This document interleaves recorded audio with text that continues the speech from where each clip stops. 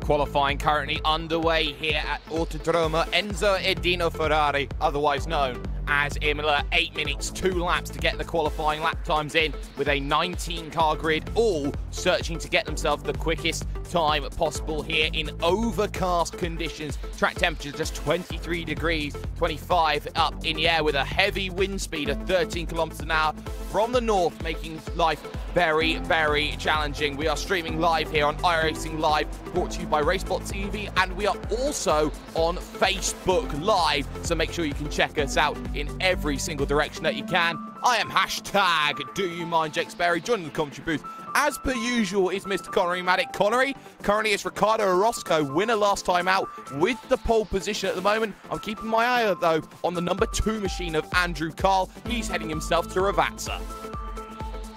Yes, he is right now coming down into that braking zone. Orozco getting that race win at the Circuit of the Americas in a very, very interesting race with the tyre wear, especially the rear tyres definitely weren't holding up on that race circuit. It's overcast today here at Imola. I don't think we'll be seeing the same issues as Andrew Carl comes across the line. Actually, he'll have bought that lap time, in fact, so he'll stick with that 118.6. That's good enough for third on the grid so far. Yes, abandoned ship for Andrew Carl. Fabrice Cornelis then for the Vendaval Sim Racing team, making his last charge then to line. He will have another lap after this if he can get himself across the line. He does. He sets himself not a time, so he's got one more lap in order to make that happen. Isaac Price then, the number 1, the black stripe driver, part of the iRacing World Championship Grand Prix Series. We'll see what sort of time he can do compared to certain other drivers here in this field. We do expect him to be near the top. He doesn't set a lap time, so we'll go out for one more opportunity. Zoran Jomjic in the 8 machine didn't have the best of Circuit of the Americas last time out, Connery. He bottles his second lap and decides, no, Nicholas Rasmussen is the next driver on circuit. Yeah, and also Kevin Ellis Jr. heads his way across the line, takes the pole position by only a couple of hundredths of a second over the 6th machine of Ricardo Orozco. So that's a good lap there for Kevin Ellis Jr., but he's not safe by such a small margin at the top of the field. No, he isn't. He's only got himself 21 thousandths of a second to play with compared to himself and Ricardo Orozco. So not much to play for. Nicholas Rasmussen in the 14, making his last-ditch attempt to get to the line. Will he go any quicker? Currently last of the drivers who have set a lap time. No, he can't go quicker. His lap time wasn't good. Josh Thompson to the line does a 1:18.7. He goes up onto the 5th row only in that scenario. So not brilliant, as Cornelis will come along for his second lap as well. Can he do anything to get himself up through the field? A 1:19.4, a little bit disappointing for the number 3 machine. He's only down in P14, Connery. Yep, exactly, and trouble with the number 1 of Isaac Price as well. He's abandoned his second lap as well, so he will be starting on the last row of the grid, maybe even last place if Carl Winkler can get his lap in, but that doesn't look to be the case right now. So Isaac Price has to work his way throughout this 19-car field to get a good finishing result. Lost the first challenge for Isaac Price, something to be expected. Manu Domingo then for the Positive Sim Racing team, making his last-ditch attempt to get to the line. Just a minute left here in qualifying on his final lap. Does he go quicker than 189? He does not. He does not set a lap time at all. Andrew Carl then will also not set a lap time as the last of the drivers go through. Ricardo Orozco, though, is on a lap here, Connery, and he's heading to Ravazza. He needs 21 thousandths to get himself up to pole. Yeah, just needs to find just a little bit of time somewhere on the circuit, and he can take pole position here at Imola. It's the final run to the line, but he's not going to take it. Not good enough for Ricardo Orozco. He'll be starting in that second place.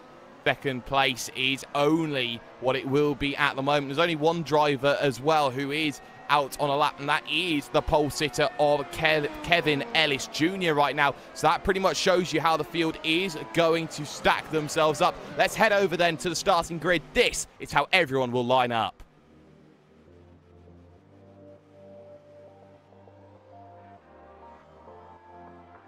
Kevin Ellis Jr. then on the in the 4 machine gets himself up onto pole position. 21 thousandths between him and race winner Ricardo Orozco in second. Diogo Oliveira will start in position number 3 with Andrew Carl for the Evolution Racing team alongside in 4th. Michael Partington and Matt Farrow lock out row 3. Row 4 will see Giuseppe Ragusa and Tommy Oscar Ducky looking to try and get himself a good result. It's Josh Thompson in position number 9. Rounding out the top 10 is Zoran Jonjic for the Orion race team. Manu Domingo will start in P11 with Victor Pareto of Champs iRacing in 12th. Vincenzo Amico will start on row 7, surprisingly down the order with Fabrice Cornelis. Jorge Marquez will start in 15th with Jake Robson alongside. And finally, the last 3 drivers, Nicholas Rasmussen, Isaac Price and Carl Winkler. The last 2 cars on the grid are both core sim racing machines. That may be an indication that there is a lot more to come from them today. As we said before, track conditions are very cloudy. It's going to be cold for these tyres. It's going to be difficult working them up to temperature. But the advantage that they do have is they've got a lot of medium speed corners here today to work on, the likes of the corners like Tamburello. You've got the likes of Acque Minerale. You've got the likes of Ravazza, which can certainly help warm up those tyres. And it's all about how you manage yourself on a circuit which can be very, very difficult to overtake on here today. Just the last few cars then waiting to get up onto the grid. Drivers like Nicholas Rasmussen have just managed to get themselves on. 3 cars then, well, 4 cars even that we're waiting for right now, like Farrow, Partington, Carl and Kevin Ellis Jr. then to get themselves up onto the grid. Remember, it's 41 laps here today, a 2/3 traditional race distance. Pit stops, we are not expecting them, but it might be a gamble if you try and get the undercut on tyres to go for a 1-stop strategy. Last of the vehicles on, so now we just wait for engine notes to rev up. We wait for green lights. And let's get ourselves going. We are underway, and it's a shocking start from the second row from Andrew Carr, who's got an absolutely horrible one. Orozco around the outside of Kevin Ellis Jr. on the run to Tamburello, and he gets himself around the outside, turns to the inside, and gives himself the race lead then through Tamburello corner. Very well done in the early stages. Drama behind. Cornelis has run himself off wide. Another vehicle off as well, including Victor Pareto, Connery. It's been a hectic start for those at the back. Yeah, an absolutely hectic start, and he was the number 18 of Josh Thompson, having a couple of issues coming down into turn number 1. It was a spin all on his own, trying to get the power down during the Tamburello chicane. Just spun that car right around and had contact with a couple of cars behind. Yeah, Andrew Carr was also off with a separate incident. That was at Villeneuve chicane, a more difficult chicane to make things happen. But at the front of the field, it's Orozco, Ellis Jr. and Diogo Oliveira in position number 3 for the Positive Sim Racing team. And now it's a case of trying to go through. Down to the inside, though, behind a power move from Farrow. He runs wide off the exit. He'll be careful of slowdowns coming out of that big Variante Alta chicane. Ragusa goes through on Partington as well. It just shows you the moment you try and make a move, you can lose yourself a lot of time here, Connery, in the early goings. Tommy Oscar looking to try and make the move.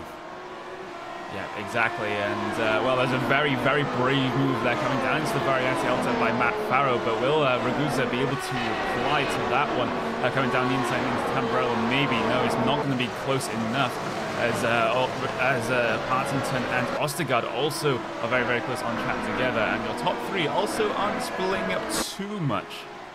Yeah, live timing and scoring then is available for all vehicles up and down the field. Head over to racebot.tv/timing to check that out at the front of the field. 1, 2, and 3, it stays with a gap big enough over 1 second to Matt Farrow, who's 1.2 back. Farrow's really got to work now here, Connery, because if he loses touch of that DRS range, which is used very heavily on the 1 kilometer straight down towards Tamburello, there's a lot of issues for Farrow, and he will just fall backwards through the field. Yeah, as it is on the relative timings, in fact, he's around about 1.1 seconds, just dipping in to close to 1 second behind Diego Oliveira, and that means he's going to be outside of the DRS zone already before the DRS zone even becomes active during the course of this race. So that's not what Matt Farrow wanted. He just needs a little bit of time to get himself back within that zone. Yes, he does, and a little bit of time is what he has. He's got 41 laps overall to make something happen, but at the front of the field, TNT Racing and Ricardo Orozco for the second straight race. They control the front of the field. It was a little bit more easier, shall we say, than last time at Circuit of the Americas, because he had to get himself from 6th up into position number 1. You could also look at the rear of his vehicle. He was using a little bit less there. He was saving some ERS down to turn number 1. He wasn't challenged by Kevin Ellis Jr., therefore he didn't feel the need to be worried. The gap is 4 tenths at the front as they head through Villeneuve and now to Tosa. Yeah, but Orozco is just trying to sell himself into a rhythm, even though Kevin Ellis Jr. is very, very big in his mirrors at this moment in time. Yeah, that fantastic start to get himself into the position that he is in right now, and he's just looking to control the race from here, even though he has very, very quick drivers behind him in the form of Kevin Ellis Jr. and Diego Oliveira, both of which have pro licenses. Ricardo Orozco does not, so this is his chance to prove himself. Yes, and of course the iRacing Road Pro Series will be starting up at the end of the current season with the likes of, well, after, shall we say, the iRacing World Championship. That will be something that is in the mind of these drivers as they all look to try and improve. This is where the form book is really written here in this championship series right now. Orozco leads this one, but the gaps are increasing further behind. Drivers like Tommy Osgaard still can't find a way past Partington. And the reason we're not seeing these moves happening, Connery, in the early stages is because of that dirty air effect, which is really bringing drivers into a sort of bubble of about 3 tenths of a second. I'll scratch that because Ducky's looking for a move. Osgaard down to the inside, and Ducky's going to get himself +1. Yeah, but Ostergaard is around actually into the gravel, and a little bit of contact with the front of Michael Partington there as well. And again, that was a little bit of an issue in the middle of the Tamburello chicane, the same one as we saw Josh Thompson at the start of this race, and that is the same error that Ostergaard has fallen foul to. Yes, he has, as we also look at this one. Manu Domingo trying to go down the inside of the driver of Nicholas Rasmussen. Rasmussen holding it on the outside. Isaac Rice from the back of the grid now wants to make that charge into the top 10 as well. He'll wait at Piratella here, this left-hander, 90 degrees. Such a very difficult corner and a lot tighter than people normally give it credit for. Acque Minerale then on the brakes, right-hander now up into the left.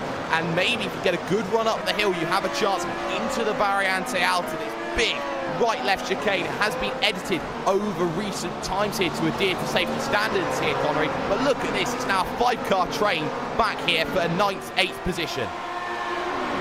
Yeah, it's absolutely fantastic to see as they head their way down into Ravata. Another little bit of a look at the move from Isaac Price coming down into the first Ravata, but he's definitely not going to get it. Here comes the move for P1 though. Kevin S. Jr. around the outside, coming into the braking zone, into the Tamburello chicane. He'll get that move done before he even gets on the brakes. A very good DRS move for Kevin Ellis Jr. moves him up into the P1 spot. The Apex Racing UK machine then at the front of the field. Nothing that Ricardo Orozco could really do to say otherwise. Not the best of corners though for Kevin Ellis Jr. Look to the inside from Orozco, but he had no room to really wiggle and work it. He's got to be careful here because waiting in the wings is Diogo Oliveira with a lot of experience on these mid-pack battles in the iRacing World Championship. Can use that here at the front of the field, Connery, because even though you race in the mid-pack in the biggest championship, what it does, it gives you a lot of experience on working in battles like these towards the front when it comes to the iRacing Grand Prix Series. Exactly, and we'll have to see what Diego Oliveira can do here. Does he just sit behind and let Ellis Jr. and Orozco fight it out for P1 and then maybe take an opportunity if they come together? Or is he just going to settle for that third place? But I don't think he's going to settle with the run that he has on Orozco right now, coming down to Ravata. Not able to capitalize on that run, though, as Orozco just runs a tiny bit wide coming through the first Ravata. This gives Oliveira a good position to try and challenge, maybe coming down to turn number 1. All depends if Orozco manages to get that DRS, which I think he will, because he's 7/10 of a second coming across the line. So Orozco's going to get DRS, Oliveira's going to get DRS, so no advantage to either car heading down into turn number 1. And just, if my eye isn't deceiving me, it looks like Kevin Ellis Jr. is just pulling away a little bit at the front.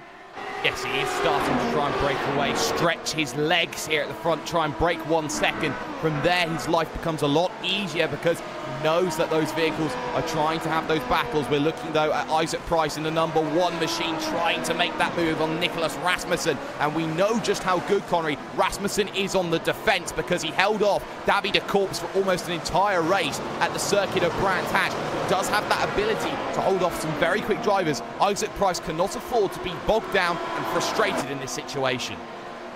Yeah, but let's see if Nicholas Rasmussen can actually do that fantastic defense they did at Brands Hatch again here.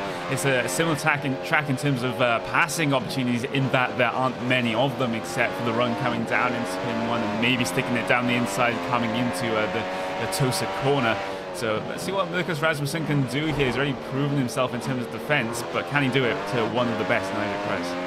Yeah, can he make that resilient defence to one of the best? He has a massive train waiting, though. Domingo, Martinez, Preto, Thompson there. Carl Winkler towards the back with Tommy Osgaard on the recovery drive. So we'll see if there's going to be any sort of change here. A good run coming off of the exit then for the driver of Isaac Price. And this should be plain sailing down to turn number 1 because he has the overspeed. He can use all of the ERS that's available to him. Moves to the inside and Rasmussen couldn't do anything about it. Isaac Price moves himself up into position number 8. And that was like taking candy from a baby. Yeah, and also just shows how important DRS is going to continue to be over the course of this race, because elsewhere on the track there aren't that many overtaking opportunities, but you have that very, very long DRS pit straight in which a move can happen. And meanwhile, at the front of the field, Kevin Ellis Jr. is very, very close to breaking DRS, the DRS zone to Ricardo Orozco. He's just actually clicked over 1 second ahead on the relative time and dipping back into 9/10 of a second. This is very, very close, and it's very, very close for Ricardo Orozco because he's going to lose DRS if he's not too careful. If he's not too careful, he's struggling in the opening sections of the lap, which really does focus on the mid to high speed corners. You call it the Red Bull corners because they're so good on their aerodynamics. So that comes down to a choice of setup, you could argue, between Orozco and Kevin Ellis Jr. And as we know, Apex Racing UK has more experience in the world of Formula 1 racing compared to the likes of TNT Racing and Ricardo Orozco. Diego Oliveira trying to close down the gap. The gap is over a second. There is no DRS, and you know what? He's going to try and use that to his advantage. Looks to the outside, but backs off early to try and set up the run through the Tamburello chicane. Looking for the left-hander at turn number 4 to try and really open up this opportunity towards Villeneuve here. Close, but you don't do a move into Villeneuve unless you're absolutely certain you can make it done. Now to Tosa, and he's stuck behind yet again. Yep, absolutely stuck behind. As maybe something has happened to the number 14 car, we're not too sure right there, but this battle still rages on for P number 2 between Ricardo Orozco and Oliveira as they head their way down through the Piratella corner right here. Just looking back through the field, in fact, this is still trainer cars for 9th. This is Manu Domingo, Jorge Marquinez, Victor Preto and Josh Thompson. Of course, Josh Thompson is actually recovering from that earlier incident, coming down into turn number 1. He's looking for a gap coming down into Acqua Minerale, but no gap is going to materialize for him. And there's also another couple of cars joining onto the back of this train now in the form of Carl Winkler and Andrew Carl.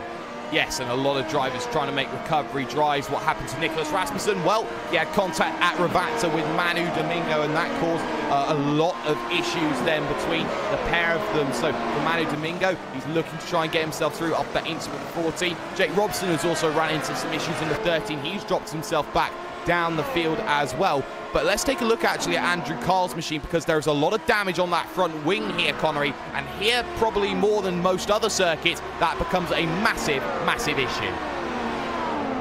Yeah, an absolutely massive issue, and we saw some damage to a couple of drivers' cars at the Circuit of the Americas, and that was absolutely killing them in terms of straight line speed, let alone downforce through the corners. So that's definitely an issue that has to be considered here. Meanwhile, Diego Oliveira has managed to get himself past Ricardo Orozco for P2, as Kevin Ellis Jr. still stretches his legs at the front. Yes, but by trying to get past Ricardo Orozco, he's lost 0.8 of a second in that last lap. The gap opens up to 2 seconds plus then compared to Oliveira and Kevin Ellis Jr. So a lot of work has to be done now by Diogo Oliveira to really reel in that gap just that little bit more. I tell you who else is running quick, it's Isaac Price in the 1. He's now closing down here, Connery, the driver of Michael Partington, who has already made a mistake today at Acque Minerale. So Michael Partington is prone to mistakes, as we've seen today. Isaac Price certainly could use that to his advantage when he does approach the rear of that blue flag racing machine. Yeah, the advantage that time by was to Isaac Price by about the margin of 1/10 of a second. That is very, very quickly that Isaac Price is catching up to the back of Michael Partington. We'll see what the difference is this time by, and it was actually almost another second that Isaac Price was catching up to the back of Partington. So Isaac Price is definitely on the move right now. He was fastest of anyone last time by even 0.3 of a second faster than your current race leader. So Price is definitely on a charge from the back of the grid.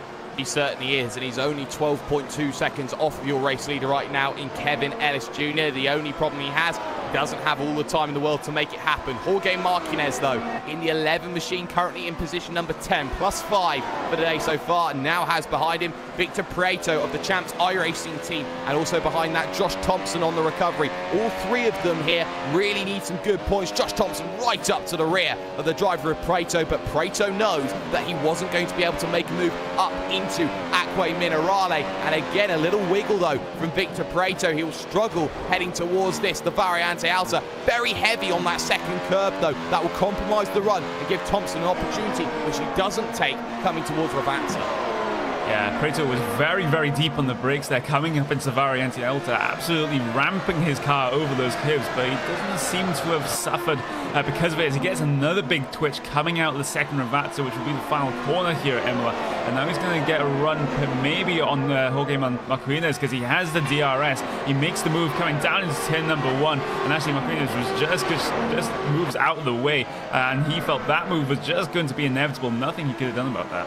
No, he couldn't with a 1 kilometre straight, as you see there here at the circuit of Imola. It is very difficult to defend down that section, especially where the DRS marker is on that straight. Of course, it's not entirely straight though when you go through that section. A series of lefts and rights as Josh Thompson runs a little bit wide, trying to poke and prod his way around the driver of Jorge Marquez, who he knows that he has the ability to make that move on. But right now, I do want to focus further up the field, because Ricardo Orozco is actually starting to slightly fall back a little bit, Connery. Matt Farrow, coming into this fight, is just 1 second behind that driver of Ricardo Orozco. He started to fall back a little bit, though, as soon as he closed up that 1 second gap. Yeah, as we look back towards the number 1 of Isaac Price, in fact, he is very close to Michael Partington now, coming down into the final couple of corners. This Ravatsa second section, the 2 left-handers at the end of the lap, and Isaac Price will have DRS coming across the line this time by, and he's definitely going to use that advantage to make a move coming down into turn number 1, as it's a slow run off for Michael Partington. There goes Isaac Price well before the braking zone, and that is Isaac Price up into P7. Partington was saving ERS down that straight. He had nothing to defend with, or chose not to defend that position, and that's pretty brave, pretty clever driving, shall we say, from Michael Partington. Let the man through and continue on with your own race. You know that the driver of Isaac Price is faster. He's now +11 for the day, is Mr. Isaac Price. He's got himself up some fantastic positions in the opening stages of this event. But remember, there is so much more than just this event here in terms of this race, because they know that they've got more laps on the horizon. They've only just done 1 quarter and a little bit more. And keep an eye on Diogo Oliveira here, Connery, because he is closing that gap down, although very slowly, only little by little each lap. He is still whittling that gap down. The moment he gets within 1 second is the moment that he can pounce. Yeah, only 1/100th of a second was Diego Oliveira's advantage compared to Kevin Ellis Jr., race leader. that time by. So it's the smallest of margins. So these drivers at the front of the field are very, very equal right now as they head their way across the line. That's more like it for Diego Oliveira. He's actually 1/10 of a second instead of 100th of a second faster than the race leader last time by. And let's see what Diego Oliveira can do now if he can continue on that form and get in within that DRS zone. Josh Thompson incredibly close to the back of Victor Brate, in fact, with Paul Game Martinez even, as he makes the run to turn number 1. He gets the late run down to the inside, little late. Side by side, they'll stay for the second part of the corner, and they touch, and there's 2 touches, and round goes Josh Thompson for a second time. There was quite a bit of a squeeze down into Tamburello there, Connery. There was not much Thompson could have done. Maybe should have left a little bit more space. Yeah, maybe should have left a little bit more space, as it's very difficult to go too wide coming through the Tamburello and the Villeneuve and Variante Alta chicanes, and that is exactly what happens if you get it all wrong, and Josh Thompson goes for his second spin of the day in the very same corner. Yes, he does, and that's going to be really frustrating for him. The 8 though of Zoran Jonjic for Orion Race Team, looking to put the pressure on Giuseppe Ragusa in the 12, looking to try and make that move down to the inside. He has got that ability here to really try and make something happen as they run to Ravazzi. He's going to wait though for the really big move that happens. Winkler has been overtaken by Andrew Carl as well back down the field, but we'll stay with Ragusa and we will stay with Jonjic. Jonjic struggling out of that second Ravazza corner, trying to put that power down, Connery. That is one of the things though that drivers have to be careful of, trying to put that power down and trying to make the breakaway. Isaac Price behind though gained a 1.5 seconds on that lap. Yeah, Isaac Price definitely on a roll right now, and he will be making this in the not too distant future. He'll be making it a 3-car battle for what is P number 5 out on track right now. And Jonjic, even though he had the DRS last time by coming down the pit straight, because he got that terrible run you mentioned out of the last corner, he wasn't able to make the move coming down into turn number 1. But he'll be looking to do it this time by instead because of the charging Isaac Price behind, and he doesn't want to be involved in a 3-car battle for pin number 5. That may be a little bit too risky at this stage. It certainly can be, as he slightly misses the apex heading into Acque Minerale. For Zoran Jonjic, he wants to make this easy as possible for himself. He wants to make that move one-on-one. For Giuseppe Ragusa, he wants someone else to battle with him, like Isaac Price, who is now right on the rear of this group, and have that ability to really push himself through this field and really get himself a chance to break away when Price and Jonjic start battling it out together. Missed apex again though for Giuseppe Ragusa, this time at the first part of Ravazza. Ravazza 2, they get the run out of, and it was a really decent run from all 3 of those drivers as they tried to make the run away. There is a bigger battle though, side by side. Farrow to the outside of Orozco at Tamburello. They come together up over the curves, and that's going to be hefty there from those little sausage curves. So Matt Farrow, he is going to struggle now. Maybe a little bit of damage to the floor. Yeah, exactly. No damage to the front wing, but maybe possible damage to the floor as they just banged wheels coming over the curb right there of the Tamburello chicane.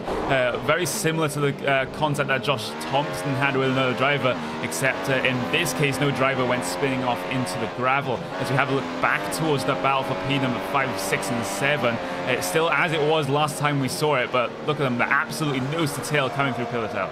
A little bit of a wiggle there on exit from Isaac Price, struggling with the vortexes there as he makes his run out of Piratella, Acque Minerale. Now the run up to the Variante Alta. Of course, we formerly had the Variante Bassa, but of course, circuit changes for safety regulations certainly brought that back into play when they tried to get a bid to be part of, once again, the FIA Formula 1 World Championship. But enough about that. Zoran Jonjic still looking for that opportunity, and this is where the DRS train comes into play for Zoran Jonjic. He's got to make a move quickly on the driver Giuseppe Ragusa, because there's not much time that he has to play with compared to Isaac Price. That ability to make that move is very much negated here with the likes of the ERS, which is being used by Ragusa, and Ragusa will be caught in the second part, final part on the brakes to the outside. Won't happen. Tries to short the man out in some different way, and where you have to say it's a great run off the exit from Zoran Jonjic. It's a difficult one to make it happen at Villeneuve. Had a look but didn't have the room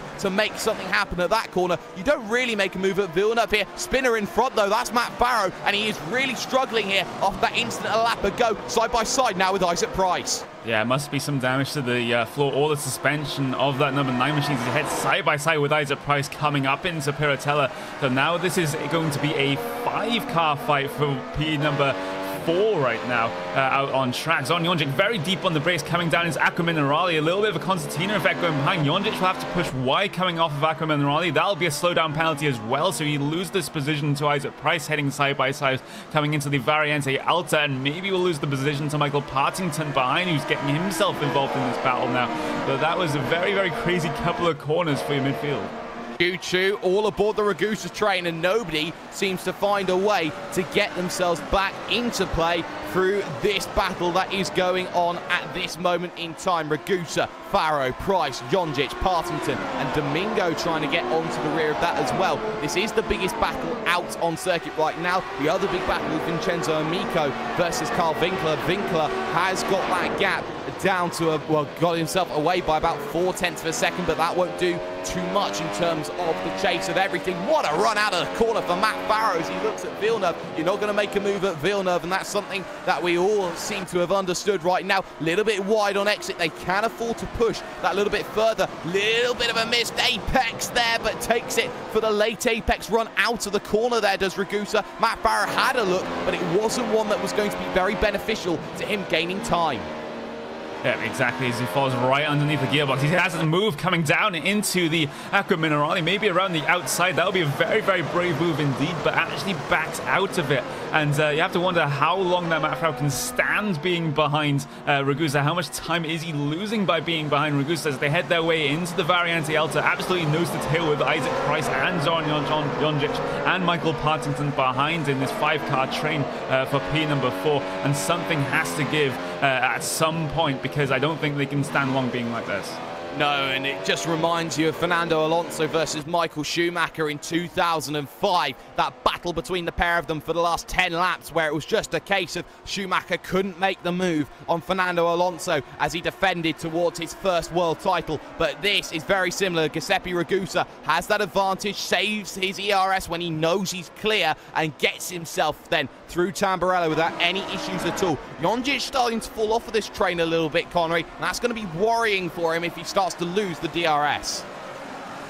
Yeah, exactly, and that's something he'll definitely have to be concerned about, as actually the likes of Manu Domingo and Victor Prieto are actually also catching this train. So that is how much this train is being held up right now because of all the various battles going on within it, and we may even be seeing cars added to what is currently a 5-car train for P number 4. Farrow again has a good run coming out of Piratella into Aqua Minerale, but Aqua Minerale isn't really a sequence of corners where you can make a move. But if it's going to be the only place that Matt Farrow has an opportunity, you might as well take it. 2 vehicles are classified as out of this event so far. They are Fabrice Cornelis in the 3 and Josh Thompson in the 18. So only 2 vehicles out. 1 vehicle almost lapped down is Ducky in the form of Tommy Osgaard there for the number 7. It's a shame to see him down the order after a very good start to the race that we saw from Mr. Ostgaard. But at this battle that we're looking at for position number 4, Ragusa seems to just have that little bit of a gap here, using that ERS sparingly to really try and make sure he works that battle. But Farrow closing in like a freight train, late on the brakes. He gets right up to the rear, almost brushes the rear diffuser of the vehicle of Giuseppe Ragusa, gets another good run, has a little look to the inside, won't be able to make it now. Isaac Price, let's get some words out that actually make some sense. It's actually really breathing down the neck here of the driver of Matt Farrow. Yeah, exactly, and all Ragusa is doing right now is that he's using all of his ERS in all of the right places, not giving Farrow an opportunity coming down the inside no matter how hard Farrow tries, even with the DRS, and that just means that he's just backing up the whole of this train, not maliciously at all. It's just because he's putting up a fantastic defensive fight against Farrow right now, and then now Domingo is close to joining the back of this train, and Victor Peter will be joining it pretty shortly if this continues, as Isaac Price are very close to the back of Matt Farrow coming out the Variante Alta. Isaac Price may have an opportunity on Farrow if Farrow can't get the move done on Ragusa. Looking at the front of the field, Diego Oliveira again. Farrow round goes Matt Farrow straight back across the traffic and avoids everyone somehow. And that was very, very lucky from Matt Farrow. Another mistake is now Andrew Carl will decide to go around the outside. Farrow with a huge mistake at the second part of what was Ravazza. Farrow gets away with one again with only a few positions lost. Yeah, that was a very hard movement for the drivers behind them when they saw that number 9 car come back across in front of traffic. That was very, very close indeed. Meanwhile, Michael Partington has lost a couple of positions coming down in through the first sector. He actually was side by side with Zoran Jonjic coming down into the first corner, but has pushed a little bit wide on exit. Lost 2 positions as a result. Yes, and a lot of positions being gained and lost in the melee. That was Matt Farrow's big incident, but what it has done, it's opened up the field, and arguably it's made life a little bit tougher for the driver of Giuseppe Ragusa. Only one vehicle now he has to contend with in this battle, and it's the one of Isaac Price, now up inside your top 5, looking for position number 4. Look at the time, though, he's lost. He was about 12 seconds back just a few laps ago, trying to battle at exactly the same pace as Kevin Ellis Jr. and Diogo Oliveira. Now he's back by about 22, 23 seconds. That's enough to really hurt him, as Matt Farrow has had yet another spin. He's clearly unsettled.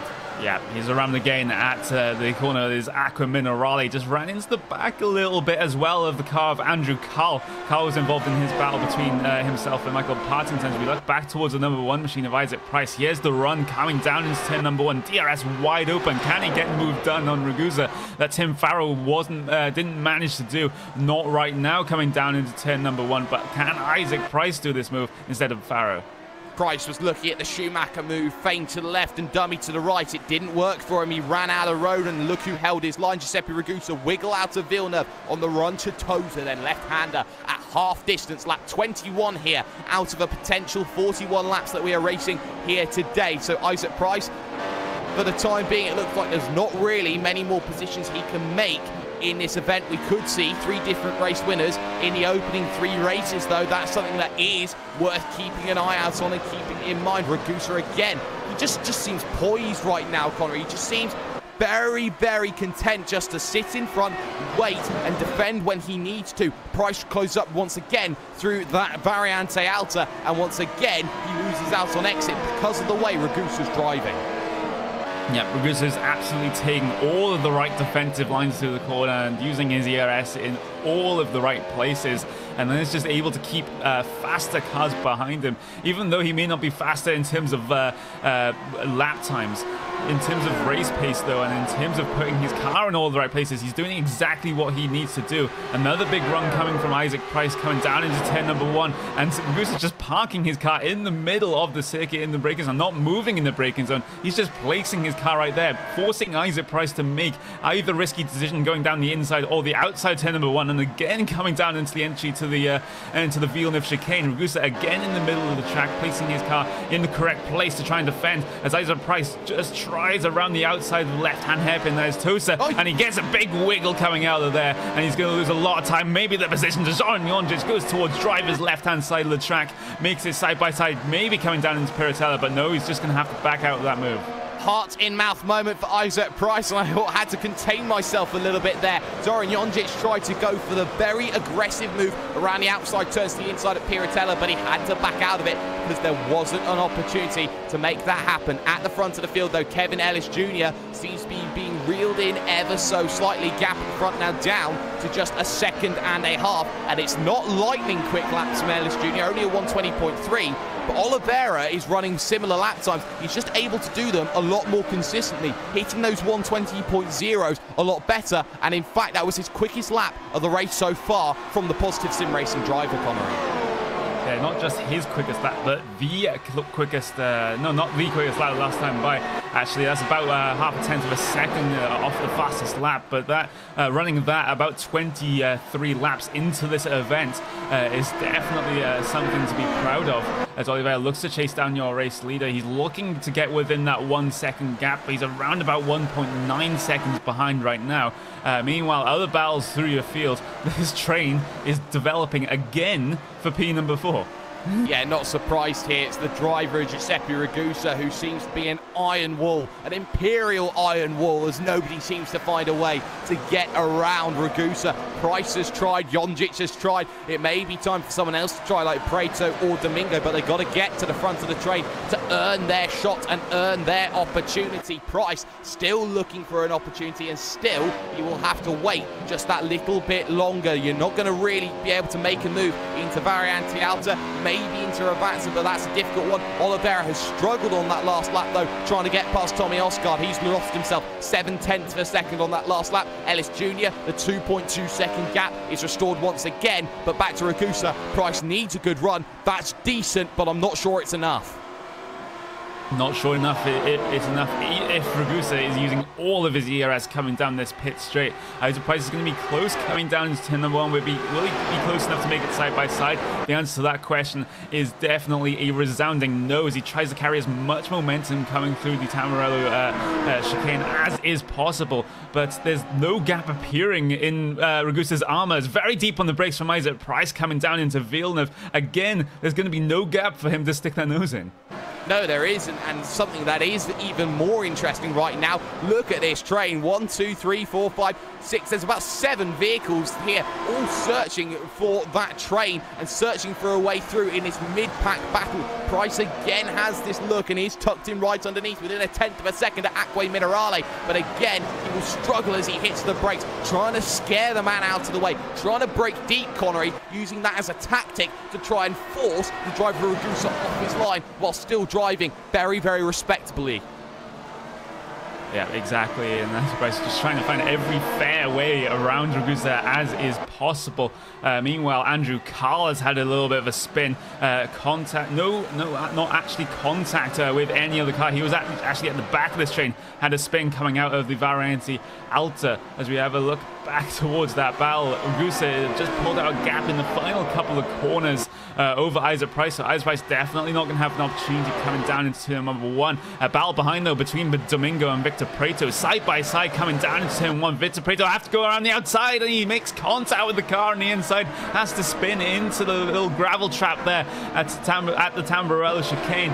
And well, that's definitely not what we want to have happen, and that could be a foreshadowing to maybe a move that Isaac Price has to make coming down into that particular corner on Ragusa, and we don't want any contact between Price and Ragusa to happen, but that's what can happen if you're overzealous coming down into turn number 1. It certainly is. Victor Prieto was trying to flatline the corner as much as possible, squeeze the man. In the end, didn't give much room for that driver of Mano Domingo to really exercise or to really play with. I'm not sure Domingo really could be put in the wrong on that one. Kevin Ellis Jr., though, fastest lap of the event he has today, a 1:19.935. That was the lap before the one that he's just set, with the gap at 2.6 seconds.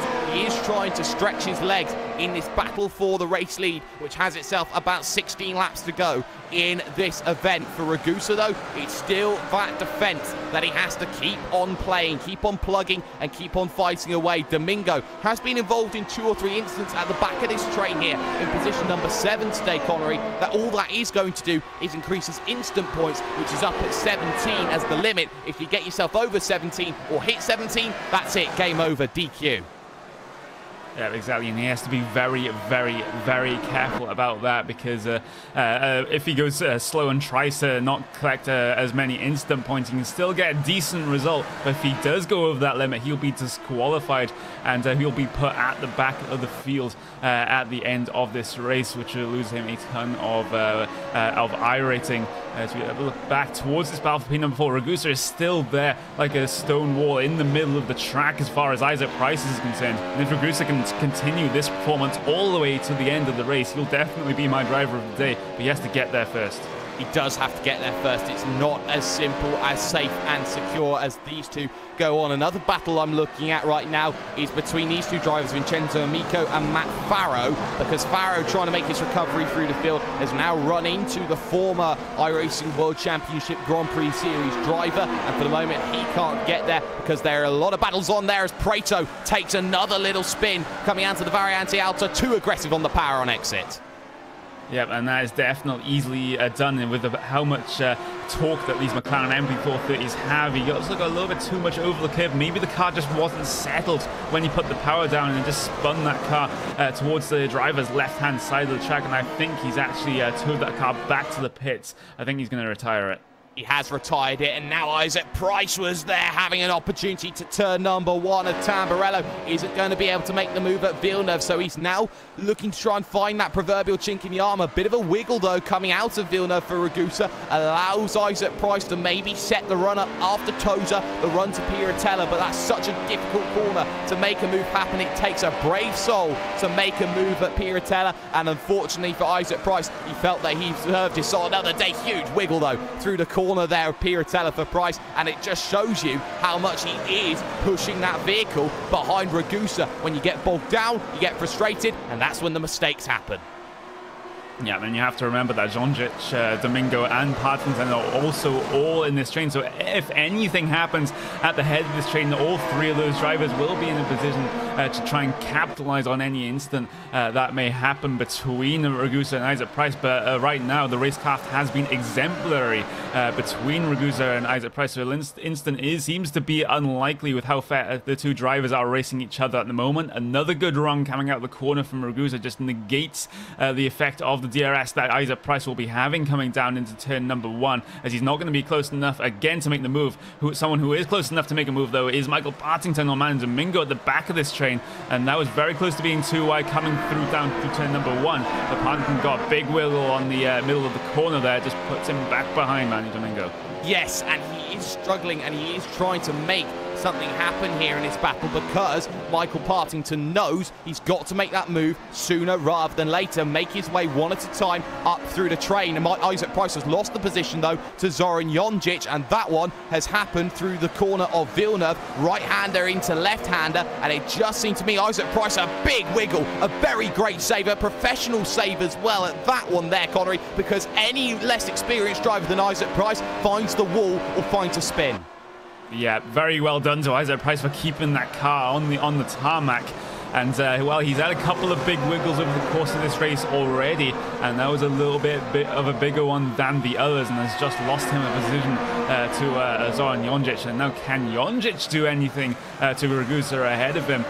Two other drivers has tried to get past Ragusa in the past, well, in the start of this race. Let's see if Jonjic can do anything that two other drivers could not. Yeah, that is going to be the big case, as it will be 13 laps to go for Zoran Jonjic to try and make that move through at the front of the field.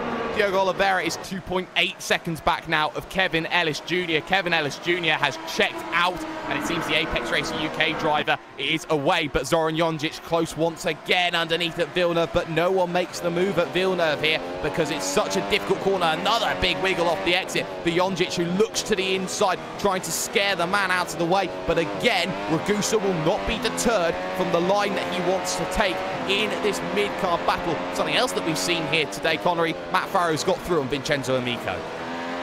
Yeah, he has, and if you want a lesson on defensive driving, then just look at Ragusa right now, and he's just keeping much faster drivers than himself behind.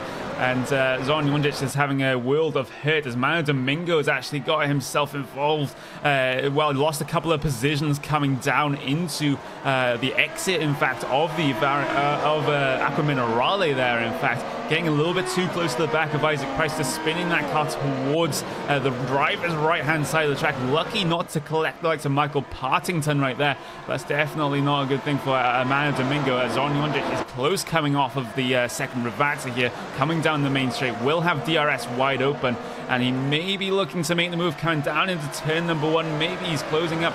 He can sling one down the inside, maybe around the outside, but no. Ragusa again placing his car in exactly the right place and using that ERS to defend. Yes, and this is the big difficulty here when you've got a track that's 3 wide at the very, very biggest limit around this circuit. You really do struggle to get yourself 2 wide around the majority of this circuit, and Zoran Jonjic and Isaac Price have found out firsthand about just how difficult this is. Great run off the exit, though, from Zoran Jonjic, trying to use the toe to his advantage, but he just isn't able to get close enough into that left-hander of Piratella to make anything happen. The mistake for Domingo will hurt him, because we did say, Connery, that he has been prone to be making those mistakes, and he's made another one. Andrew Carl also on the back of Jorge Marquez for position number 8. Yeah, and a good run coming out of the Variante Alta for Andrew Cole. Actually, that was coming out of the Acqua Minerale, and that gives him the inside line coming in down into the Variante Alta, and he gets that pass complete over Jorge Marquinez, and he is up into that P8 position out on track. And looking back towards this battle for P4, yet again, it's going to be Ragusa, Jonjic, Price, and Michael Partington are also all a part of this train. And it's going to be another attempted DRS move from Jonjic, but as we've seen over the past 20 or so laps, that is definitely not just a ticket to pass Ragusa. A mistake for Oliveira. He's now 5 seconds back at Kevin Ellis Jr. and that one is pretty much sorted then in terms of the battle, and a big wide move from Zoran Jonjic to try and get past Ragusa there. Just trying to show his nose, trying to make sure that he's got to get himself there, but no, just can't manage to make it happen. So for the time being, he knows that he's got to wait, and he knows he's got to try and find the perfect opportunity that makes something happen for him right now. Piratella again is not going to be the opportunity that Zoran Jonjic can use to make something happen, and yet still this train continues, these battles continue, and all the way back to about position number 12, they are split by about 8 seconds here, the next 8 to 9 drivers on the grid. Yeah, they are, and well, Kevin Ellis Jr. has just come across the line to take 10 laps to go. It's actually a big wiggle from Zoran Jonjic coming out of Variante Alta. Just causes Isaac Price to check himself up, and now gives him the opportunity to Michael Partington. Isaac Price slings one down the inside, and his Ravazza collects the car of Zoran Jonjic ahead of him, and that was a very, very hopeful move. And also the car of Michael Partington also got a little bit involved in that one, and that was an overly optimistic move from Isaac Price down the inside of Zoran Jonjic that collected a couple of cars. Price was very, very tentative. He had Partington waiting behind him, and I just think he outbroke himself. He wasn't trying to make that move, but he knows that big incident skittles about 3 or 4 different drivers. Carl tried to thread the needle through the middle of all of it, got caught out by Partington at the end, and it's given Ragusa the breathing space that he needs, and that's what Giuseppe Ragusa was trying to do today, Connery. He was trying to hold up the field so a big incident like that could happen, and it did, and he's away by 4 seconds. Yeah, and now it's going to be a very close battle between what's going to be Michael Partington and Isaac Price here, as well as they head their way through Piratella. Jorge Marquinez is also going to have an opportunity to a damage-stricken Isaac Price. He has a very bent front wing on that core sim racing McLaren right there, so that's definitely going to hit him both in the straight and in the corners, as Marquinez just holds behind just for now, coming up into Variante Alta. And also like to Manu Domingo, and Manu Domingo is actually going to have look to make an opportunity of this. If Isaac Price's car is so damaged, maybe he can have an opportunity to improve his position by the end of this race. Maybe he does. Isaac Price is not close enough to the back of Michael Partington when they hit onto the straight. He has DRS, but he doesn't have the ability to get close enough to make a move. But this train still continues. Jonjic on the back of it. Carl Winkler very quietly +9 for the day, getting himself completely out of trouble. We haven't seen him make a move, but what we have seen from Carl Winkler is him just picking up a position one at a time when drivers like Carl, like Domingo, like Marquinez, like Price all run into each other when they're very desperate to get past a driver like Giuseppe Ragusa here, and that's something just to keep in mind. Domingo is the driver biggest under threat right now. Andrew Carl wants position number 8 back again. Yeah, it really does. And I just want to bring the conversation back to the number 19 machine of Winkler. He came from the back of the grid, position number 19, up into that 10th place. So that's 9 positions gained over the course of this race for Winkler, and he's looking for maybe an extra one if he can catch up to the back of this train that's going on for what is P5 at this moment in time. As we look at Manu Domingo, actually, number 17 car had a decent run coming out of Acqua Minerale, not close enough to Marquinez to make a move coming down into the Variante Alta, as this is a relatively close battle for P7, 8 and number 9 between Marquinez, Domingo and Carl. Yes, it is, and well, for Marquinez, he's got to be careful about DRS because he might just have lost it, as Domingo gets a storming run coming out to the final corner. He'll move alongside here, but the corner will always now favour Marquez, who is stuck on the outside. Carl will look to try and get himself involved in the action as well. Side by side go the pair towards Tamburello in turn number 1. One position is going to be taken, and the second is followed very nicely in suit in the Verstappen roll by Andrew Carl as he makes that move very, very astutely and effectively. That takes experience to follow one driver straight through compared to another. Yeah, but why make the opportunity yourself when you can follow another car that has already made an opportunity? And that is exactly what Andrew Carl did right there, just following Manu Domingo when Domingo was side by side with Marquez, forcing Marquez to stay on that disadvantageous outside line in the first part of the Tamburello corner. Manages to gain that position as well as Manu Domingo, and that was a very, very good move from him. Verstappen-esque, as you put it. Yes, and just look at this battle between Ragusa and Partington. It would probably take a mistake.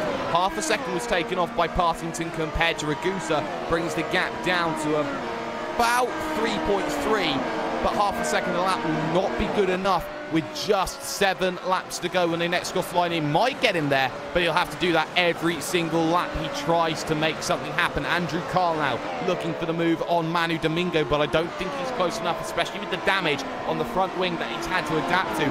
He is -4 for the day so far. Is that number 2 Evolution Racing Team machine, and he knows he's got to get himself the last few positions here in this situation, because Connery, for some drivers, it's a lot more than just a win, an 8th place, a 15th place. It's iRating and safety rating as well. Yeah, exactly. And generally, if you're around about the average iRating in the race, finishing top half will get you a gain in iRating, and finishing in the bottom half will get you a loss in iRating. And that's what some drivers will be concerned about. Some will be concerned about it more than others. Some people don't really care what the iRating is and just look for good racing throughout the service that we have here on iRacing, as actually this battle between Domingo and Andrew Carl is going to be one of the closest ones on track. There's still a little bit of train development behind those two drivers between Marquez, Winkler, Zonjic and Faro. The latter of those two drivers involved in that big incident that we saw coming down into the first Ravazza. Then they're getting themselves back up there and see if they can recover a couple more positions by the end of this race, as we've just clicked over to around about 5.5 laps to go.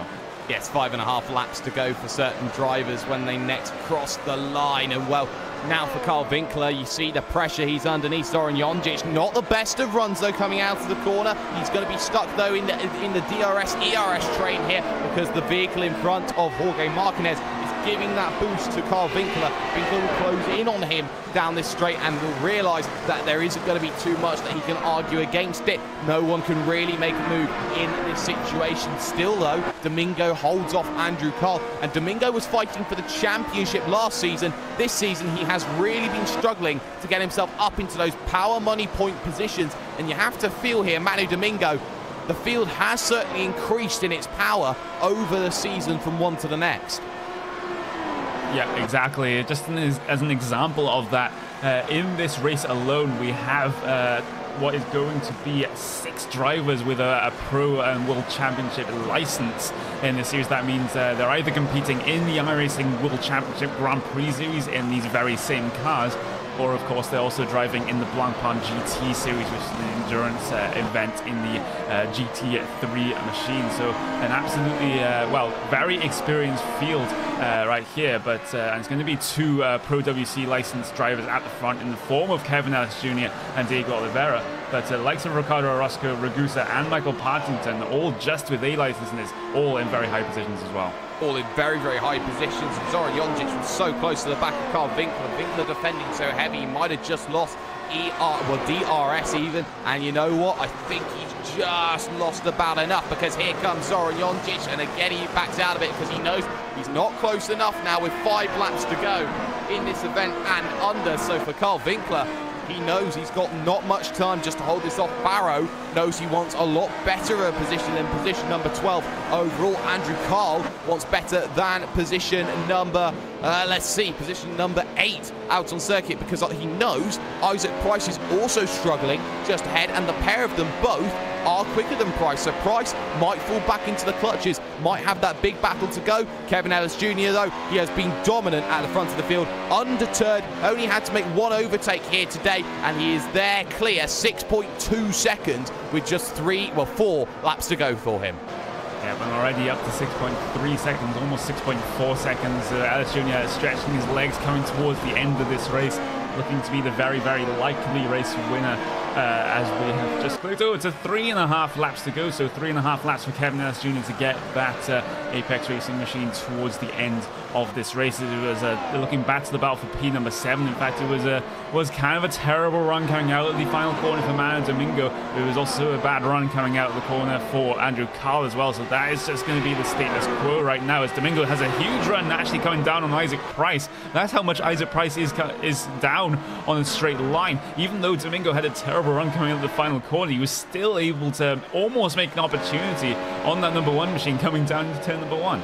He'll use that to his advantage then the next time he gets there. Price wiggling all over that curb on the outside of Villeneuve as he desperately tries to struggle to break away and get himself just enough of a gap to survive another lap. He knows that it's 3 laps to go for him when he next crosses the line, and he knows that he's just got to hold on, play the safety game, and wait for this one to happen. If you are Isaac Price and you do have damage, Connery, how on earth do you defend against 2 very, very impressive quick drivers?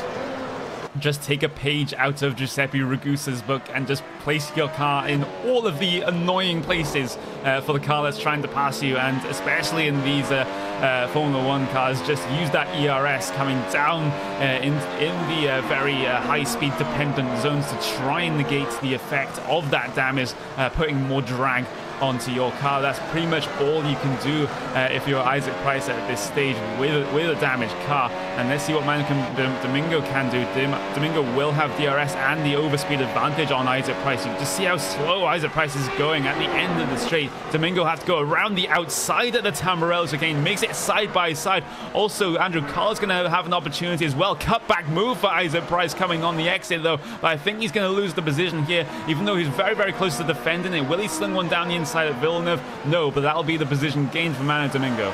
Yes, he is. Oh, they get close and they almost touch their Price and Domingo on the brakes now into Toza. And you can see the wider line is going to box him in. Carl doesn't get the exit. He gets shoved out, hung out to dry there on the inside on the exit. So Andrew Carl's got to wait a little bit further for that opportunity to get by. Now Marquez has to heavily check up through Piratella as he really did struggle with that battle that has gone on. Kevin Ellis Jr. though just goes purple with just a couple of laps for him to go in this event. It's 2 to go for Ellis Jr. and he has been sensational, but the battles continue in the mid-pack, Connery. Yep, 7.1 seconds is the gap between your race leader and second place, so that is basically sealed and done at this stage, as Kevin S. Jr. is on the second to last lap of this event right now. But there's still this absolutely huge train all the way from around about 7th place all the way down to what is going to be P number 13 on track, and there's going to be a lot of tussling, a lot of battling coming on to the final 2 laps for these drivers in this mid-pack.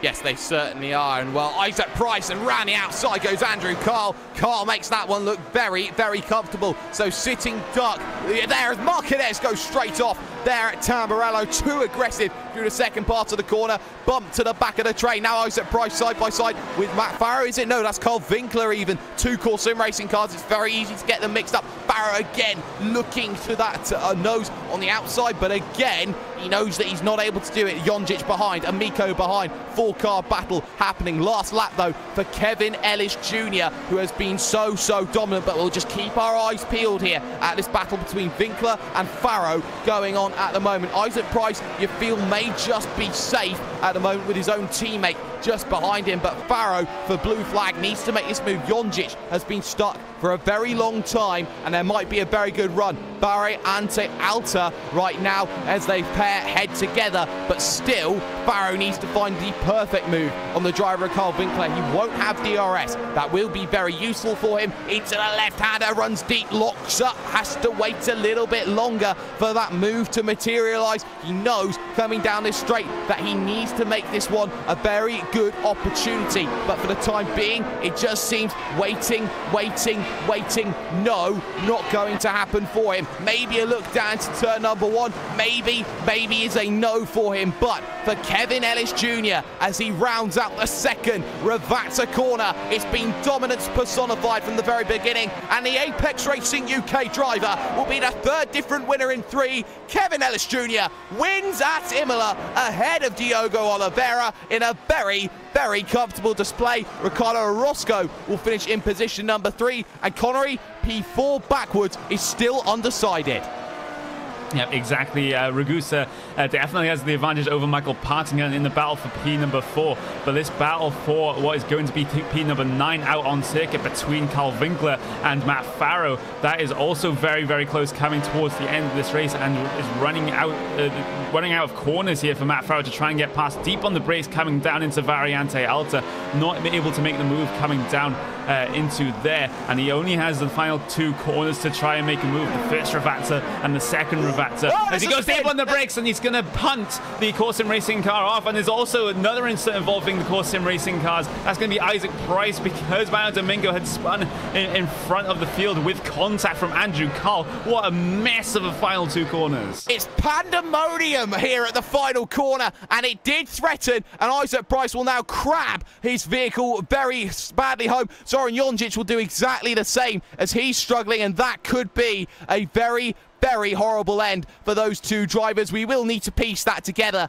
to see exactly what happens after we get classified results. But wow, Connery, you just can't write a final corner like that. Isaac Price desperately trying to get himself through. That was a massive mistake, and you can see Price desperately using all of his instant points to crab his way home.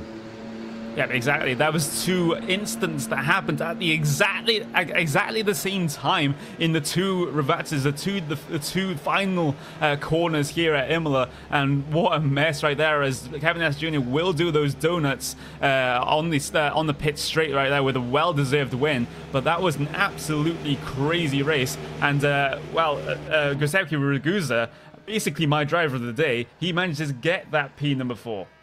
Yes, he does, and with everyone across the line, official classified results then here from the circuit of Imola. And well, it seemed all plain sailing at the front behind. It was a crazy cluster that everyone had to deal with. It's Kevin Ellis Jr. that takes the win by 6.3 seconds over the driver of Diogo Oliveira. Ricardo Orozco has the quiet race today in position number 3, losing that 1 position overall. Giuseppe Ragusa, what a defense, and driver of the day candidate if ever I saw one. In position number 4, he holds off Michael Partington in 5th. Andrew Carr will jump his way up to 6th, with Matt Farrow capitalising in 7th. Jorge Martinez will finish in position number 8 despite the spin in the penultimate lap. Vincenzo Amico finishes 9th, with Carl Winkler rounding out the top 10 as the biggest mover and shaker. 11th position will go to Manu Domingo, who was inside the top 5 coming towards the final laps. Nicholas Rasmussen will finish 12th, with Zoran Jonjic and Isaac Price the last finishers on the leading lap. And then, of course, the vehicles that failed to finish today. Tommy Osgard 1 lap down, Jake Robson 1 lap down. Both of them did finish, but the drivers that failed to finish, Victor Preto of Champs iRacing, Josh Thompson of Infinity Sim Racing, and Vendaval Sim Racing's Fabrice Cornelis. Well, we have to take a breather here, ladies and gentlemen. We'll get ourselves the post-race show after this in just a few moments' time. You're watching the iRacing Grand Prix Series on iRacing Live and RaceBot TV. Introducing a whole new form of racing to the best online racing simulation in the world. This is Dirt Racing on iRacing.com. Race online at some of America's most legendary dirt tracks, including Eldora and Williams Grove.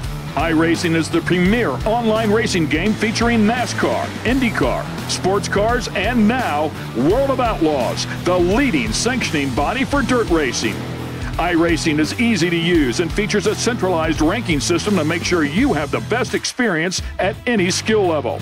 With a massive inventory of high-precision laser scan tracks and cars with an unmatched dedication to quality and detail, iRacing gives you the most authentic online racing experience available.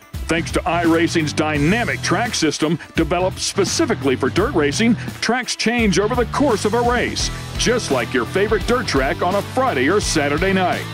From a slick racing groove all the way up to the cushion, iRacing's dirt tracks deliver non-stop racing action. Partnered with the World of Outlaws, iRacing is your source for the most authentic dirt racing experience available, featuring 4 brand new tracks and 11 new cars, including street stocks, Legends cars, late models, NASCAR trucks, winged and non-winged sprint cars, with much more on the way. Join the Dirt Revolution on iRacing.com and start slinging mud today.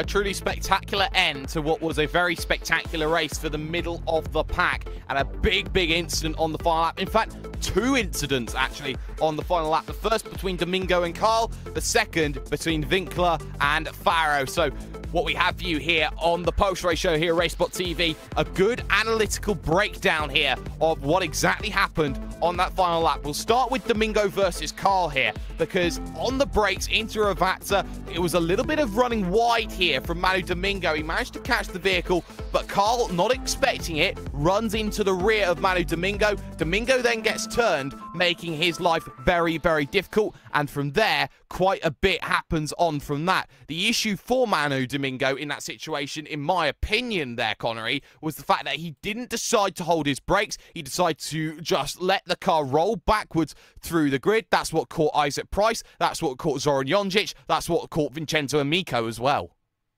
Yeah, I think he definitely should have held the brakes there. I understand what he's trying to do by rolling backwards like that, trying to not go side to side across the track, trying to give a predictable target for other drivers behind to miss. But again, as you're rolling backwards, it's making the corner very shallow for Isaac Price, and just tagged his rear left wheel as he tried to get around the final corner. Absolutely not the suspension out on that Core Sim Racing machine. Had to crab it across the line. So I wouldn't say it was completely Manu Domingo's fault. I think he had the best intentions at heart by keeping his car just rolling backwards, but I think he should have just stopped that and let other drivers react. Yes, certainly, as we've seen that one. The second incident goes between Matt Farrow and also Carl Winkler, also at the same corner. And Farrow was close, and he was thinking it was going to be the last opportunity. He gets himself onto the brakes.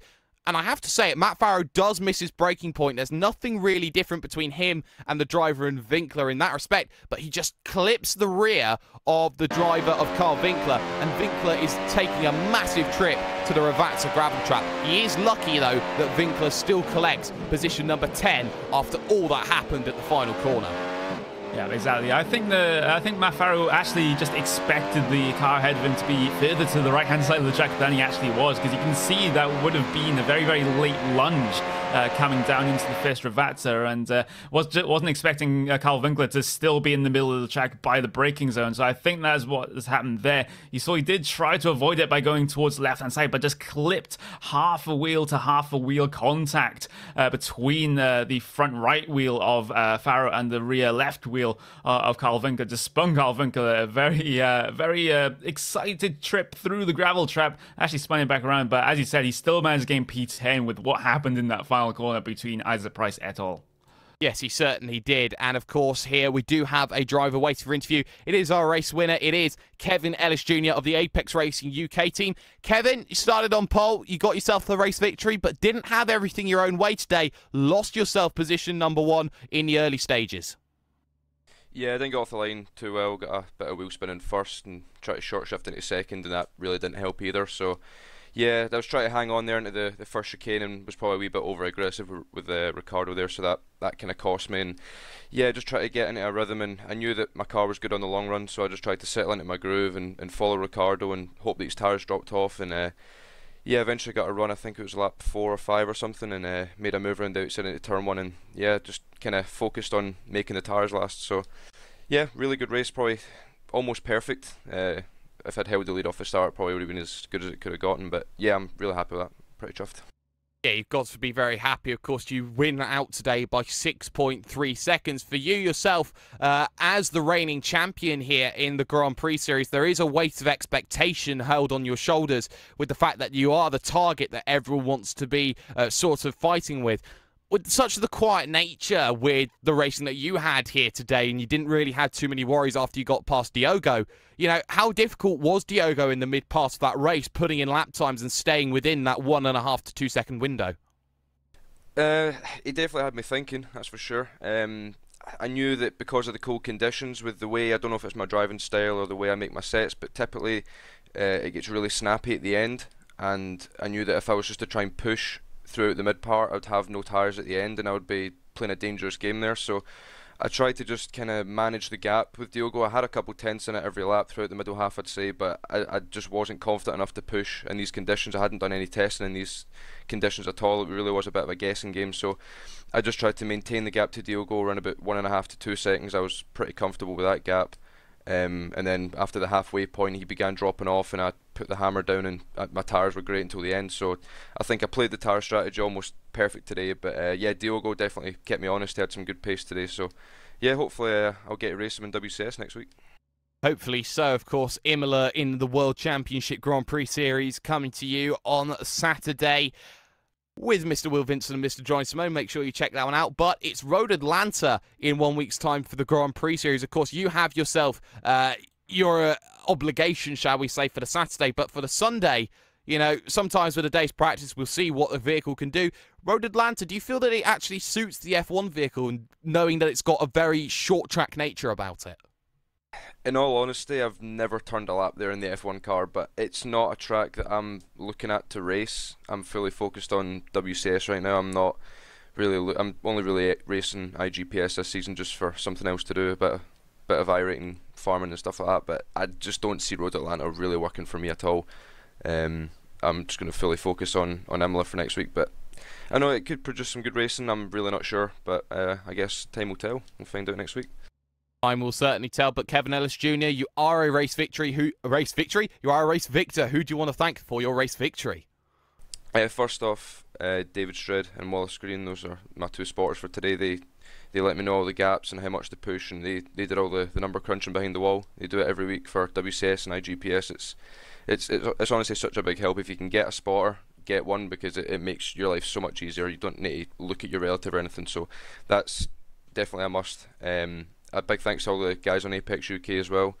Jamie, Peter, Alex, everyone in that team. They're a great bunch of guys, really been helping me over the last few weeks, and I think the results really show. Since I've gotten to Apex UK, the results have really gotten a lot better. My confidence has gotten a lot better, so huge thanks to all of them. And of course our sponsors, JCL, Husinkveld, Leo Bodner, and Elite Driver Services as well. Big thanks to them.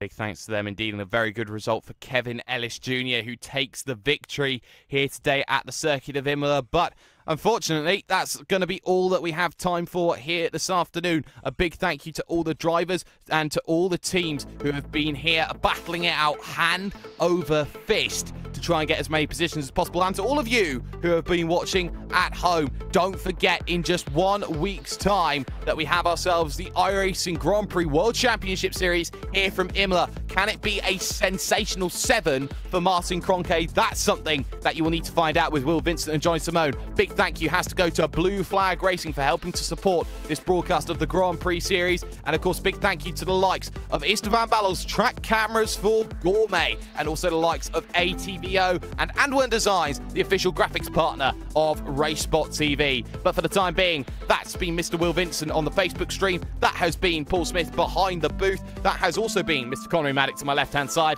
And I've been #Do You Mind Jake Sperry. Tempers will flare after this race. A big helter-skelter finish for a helter-skelter race in the mid-pack. But look who comes out smelling of roses. Kevin Ellis Jr. Unfathomable. 3 different winners in 3. Good afternoon.